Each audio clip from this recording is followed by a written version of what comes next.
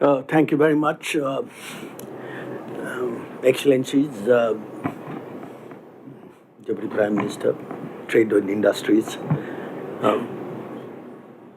Actually, when I entered the center here, the Congress center here for the conference, and when I saw the scale, when I saw the scale at which the economic forum is being held, I think it is no less than any global platform for business. And what I saw around, I spent some time going around different republics, displaying their products and services. I think my whole perspective about what the Russian Federation does and where the technology and innovation has reached changed. So in this respect, my first message to you would be, A, congratulations for what you have achieved, and B, I think you are underselling yourself. I think there is a huge market out there. Everybody cannot be stopped from making independent decisions of what to buy. It's all about value proposition. When I speak here as a citizen of the world. I come from a small country within a geopolitical environment which is often considered to be quite sensitive, China and India. But we do business with both. We do business with Africa, we do business we'd love to do business with Moscow, we do it with some other East European countries. By the way, we almost bought a company called Galena Blanca about the time when the war broke and the banks pulled back. Otherwise, I would be one of the investors of the Russian Federation as well. Okay. Having said that, why am I saying it? I'm here speaking as a global citizen and talking about sovereignty. Okay, the question that you asked. I think we have to, so long we are able to push forward, and pushing this element only in Russia or in China or in USA will not be enough. It has to be done at the global level. We got to be able to push the digital sovereignty, first of all. We got to control over data, platforms, and cyber security. There also has to be economic diversification so that no external pressure can choke internal vitality.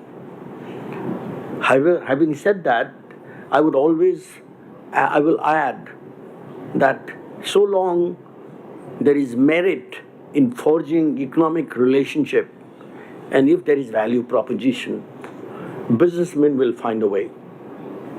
Businesses will find a way. It's like the water flowing based on the levels, the goods and services and innovations will flow where the market is. I would also talk about the social cohesion. The communities must stand together and not fracture under fear. Okay, how do you protect, how do you provide that sense of inner security to your people, first of all? Yesterday we were talking about a similar subject called the social harmony. Social harmony, in my opinion, which I mentioned yesterday, is the greatest tool of keeping the country together. Keeping the country together and stand out with your ultimate global goals. And lastly, I would say that the institutional ability. Which are the institutions you look up to? If you are talking about the global conflict, if we are talking about the challenges that the whole world is facing today, even in trading with each other, even in our investment decisions, even in flow of capital freely. Okay, I mean, who do you go to?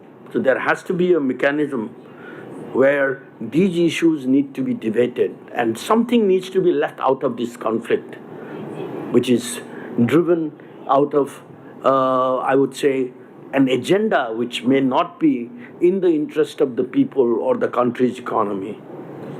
That's where the private sector comes in. That's where the private enterprise comes in. While countries may have their differences in terms of forging partnerships, or there may be differences in agenda in terms of forging new polarization.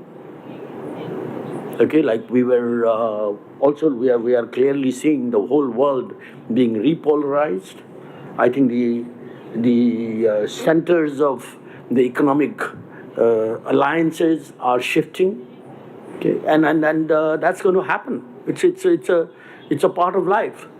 But that's where the private sector comes in. Private sector still find a way of forging partnership even within the conflicts of those alliances. Because the private sector, the difference between the private sector and the government is the government is bound by the bureaucracy, but private sector is bound by speed. What the private sector can do, probably the government will find it difficult to do. Second is innovation. Private sector can be more innovative in forging my goals and ambitions. If I want to do a business or create a joint venture in the Russian Federation, even today, I may be dealing in America or in European countries, but I will find structures which still works. And most importantly, the continuity. The continuity and a sense of support that the countries need to extend. So I think I feel that the countries need to work towards a regime whereby the political differences have to be given a direction, fine. That's how the world is, and that's how the things are evolving even in a more devastating manner than what one would have expected. I've never seen times in my last 50 years of active business life where every morning I rise to see a new set of challenge, a new set of completely unthinkable development globally. Okay, but there has to be a continuity because at the end of the day, as the former president of Sri Lanka mentioned, life has to go on, and state has the prime responsibility to provide its citizen the kind of comfort and support and the security that they deserve. Thank you.